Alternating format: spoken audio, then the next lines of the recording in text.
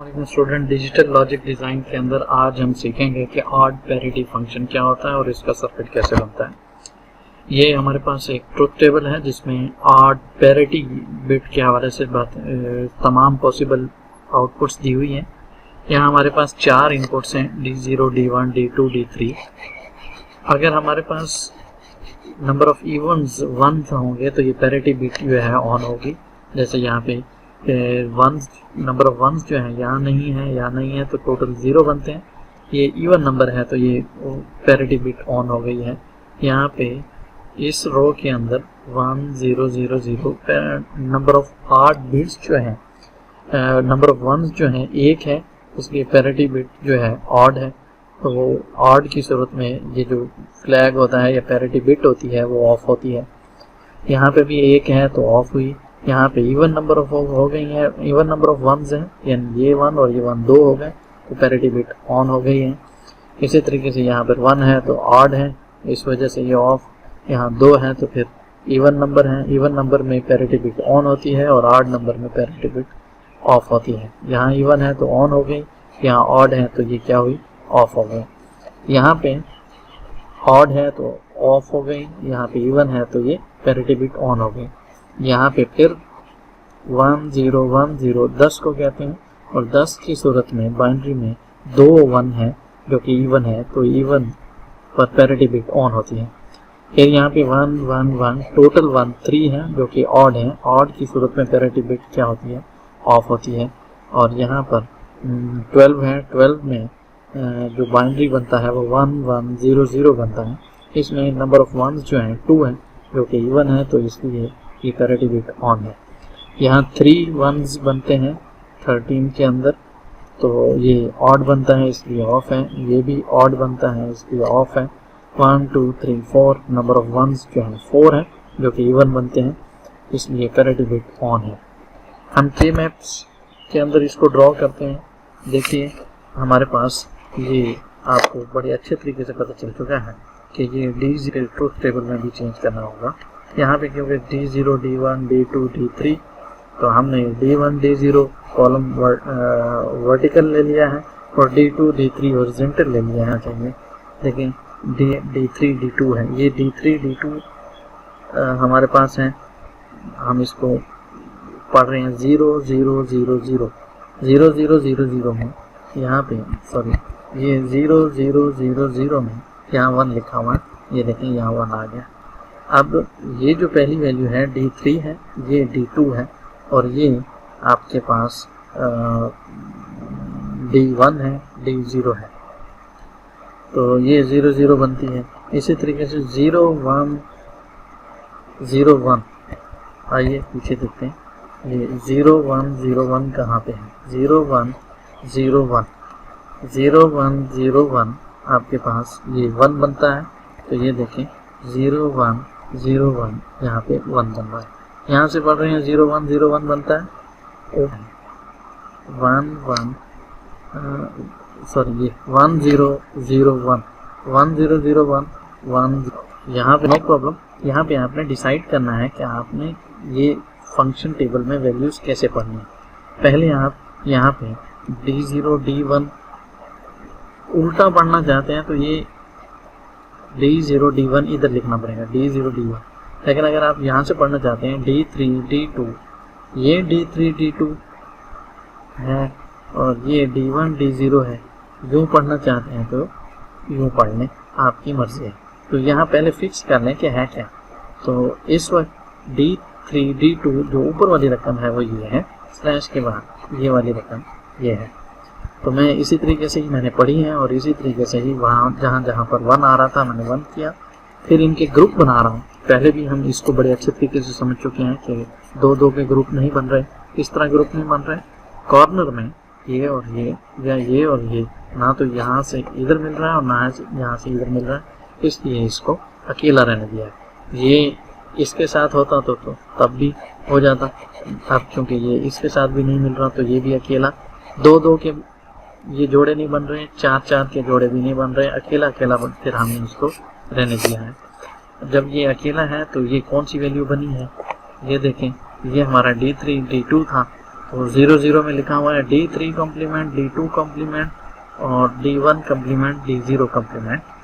ये D3 D0, यहाँ पे D3 D0 की बजाय ABCD लिख दिया है, तो यहाँ पे आपको ABCD ही लिखना पड़ेगा। तो ABCD अगर आप लिखते हैं तो यहाँ पे आप ABCD लिख दें, ABCD लिख दें तो ज़्यादा बेहतर है, ABCD तो ज़्यादा बेहतर है, यहाँ से यूँ नहीं है। अब हम ये समझेंगे कि ये हमारा A है और ये हमारा B है, ये C है और ये D है।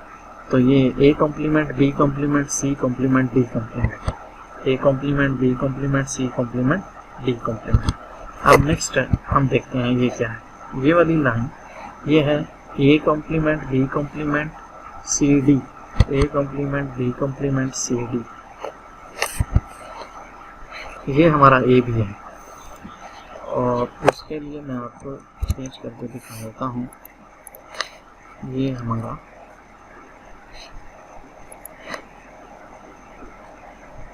A है,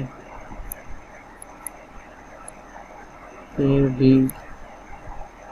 C D, 0 है तो इसलिए ये कॉम्प्लीमेंट आएगा, ये C कॉम्प्लीमेंट D और ये C D और ये हमारे पास क्या है C D कॉम्प्लीमेंट। ये हमारे पास A कॉम्प्लीमेंट, D कॉम्प्लीमेंट, ये हमारे पास A कॉम्प्लीमेंट B, ये हमारे पास AB और ये हमारे पास AB कॉम्प्लीमेंट। कॉम्प्लीमेंट मैंने वहाँ लगाया है जहाँ 0 लिखा हुआ था। तो अब आसानी से आप इसको रीड कर लेंगे। ये हो चुका है, ये रीड करना है तो ये क्या है, A complement B, C complement D, A complement B, C complement D। Next slide पे आपको ये नज़र आएगा, A complement B, C complement D, A complement B, C D complement, C D complement, ये वाला A complement B, C D complement, ये वाला लिखा हुआ है। और ये वाला कहाँ है, A complement B, C complement D, A complement B, C complement D, A complement B, C complement D, ये वाली एक्सप्रेशन जहाँ लिखते हैं C कॉम्प्लीमेंट D। ये तीसरा है, ये चौथा है, पांचवा मिनटम, ये पांचवा, ये चौथा, ये पांचवा है। ये क्या है, A B C complement D complement, A B C complement D complement. ये छठा है A B C D। आइए छठा ये है A B C D, ये छठा। ये सातवां है A B complement C complement D, A B complement C complement D। और आठवां A B complement C D complement, ये A B complement C D complement, बिल्कुल सेम। तो यहाँ भी आप ये कर लेंगे कि हमारे पास ये क्या है, D3 D2 की जगह पर आप यहाँ लिख सकते हैं कि पहले आपने ये लिखा हुआ है A B slash C D, यानी इस तरफ C D है, इस तरफ A B है। ये इस तरीके से आप पढ़ सकते हैं, नो प्रॉब्लम। अब आते हैं, ये आप देख चुके हैं ये किस तरीके से हुआ है। अब आते हैं हम इसको सिंप्लीफिकेशन के लिए। ये हमारे पास एक इक्वेशन है,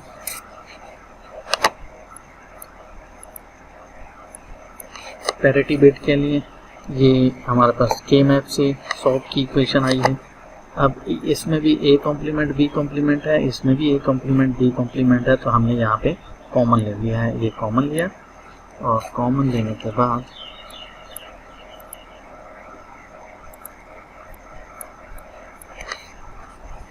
ये जो है यहाँ से C कॉम्प्लीमेंट D कॉम्प्लीमेंट आपके पास बच गया और यहाँ से C D आपके पास बच गया। यहाँ से A कॉम्प्लीमेंट B यहाँ से कॉमन ले लिया तो ये C कॉम्प्लीमेंट D और C D कॉम्प्लीमेंट आपके पास बच गया।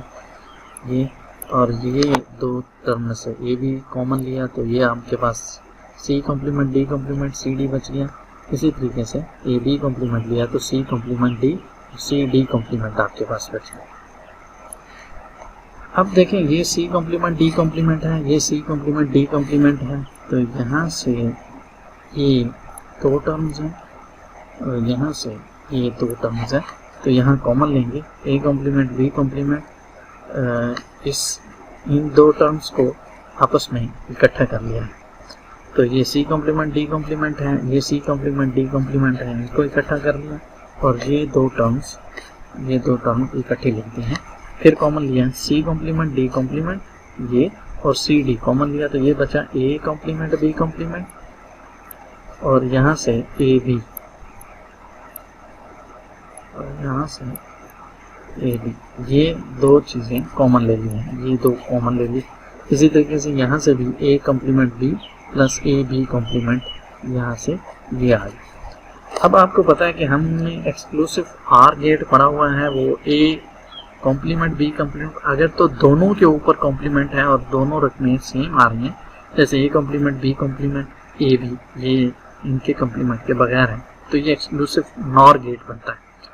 तो एक्सक्लूसिव नॉर गेट के लिए एक्सक्लूसिव आर गेट लिख के, यानी ए और बी का एक्सक्लूसिव आर गेट, उसके ऊपर जब ये लगाते हैं तो ये बन जाता है exclusive NOR gate A B का, और ये exclusive NOR gate C D का, ये देखें सी डी का ये एक्सक्लूसिव नॉर गेट प्लस ये वैल्यू बची हुई है, ये कौन सा है एक्सक्लूसिव आर गेट है, तो सी डी का एक्सक्लूसिव आर गेट। क्यों? इसलिए कि सी कॉम्प्लीमेंट है डी है और ये उसके उलट है, सी इधर कॉम्प्लीमेंट था इधर नहीं है, इधर डी का नहीं है यहाँ डी कॉम्प्लीमेंट है, तो ये एक्सक्लूसिव आर कॉम्प्लीमेंट है, और ये दोनों के ऊपर कॉम्प्लीमेंट था दोनों नहीं है, तो ये एक्सक्लूसिव नॉर गेट। तो ये एक्सक्लूसिव आर गेट, ये exclusive OR gate A B का, इस दोनों का इक्वल के बाद जो जवाब आ रहा है वो क्या है, ये देखिए एक्स कॉम्प्लीमेंट वाई कॉम्प्लीमेंट, ये नॉर गेट की इक्वेशन दी हुई है,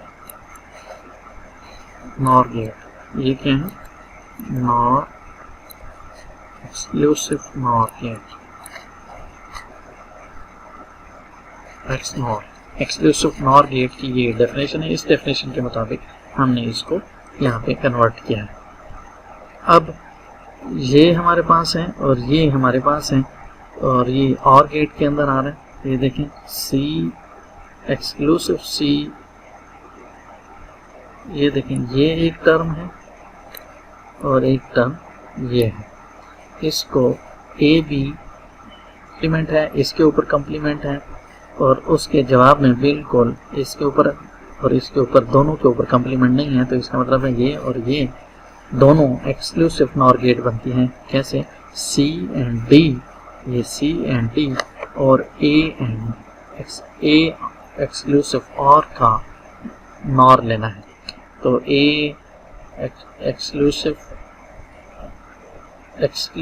और ए एंड बी और एक्सक्लूसिव सी एंड डी और गेट को नॉर गेट के साथ ये बनता है, ये नॉर गेट एक्सक्लूसिव और गेट का ये निशान है, ये उसके ऊपर टोटल एक्सक्लूसिव नॉर गेट बना है।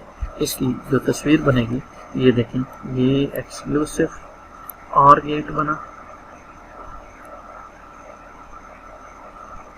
ये ए और बी एक्सक्लूसिव आर, और ये और गेट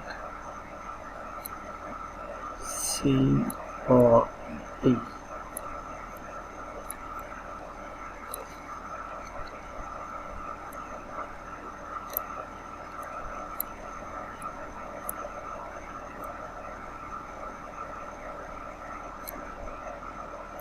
यहाँ पे नॉट लगाएंगे, ये भी एक्सक्लूसिव आर है, तो ये गेट कौन सा बन जाएगा, ये वाली इक्वेशन ये बन जाएगी। तो नेक्स्ट स्क्रीन पे ये आपको मैं दिखा देता हूँ कैसे बना, ये देखिए ये बन गया ए बी का एक्सक्लूसिव आर, सी डी का एक्सक्लूसिव आर, और ये एक्सक्लूसिव आर ये पैरिटी बिट का सर्किट बन जाता है। तो मेरे ख्याल में आपने इस पैरिटी बिट का सर्किट बनाना कितना आसान है। सबसे पहले आपने क्या किया, ट्रुथ टेबल बनाया, ट्रुथ टेबल से के मैप ले गए, के मैप से आपको एक्सप्रेशन मिली, उसको सिंप्लीफाई किया, तो जो आपके पास इक्वेशन आई उसका सर्किट ड्रा किया, तो वहाँ से आपको पैरिटी बिट का सर्किट आपको मालूम हो गया। अब अगर कोई कहता है कि पैरिटी बिट की डायग्राम बनाए तो ये बनती है, अगर कोई कहता है जी इसको के मैप के ज़रिए बना के दिखाएं तो वो प्रोसीजर है। Thank you very much. अस्सलाम वालेकुम।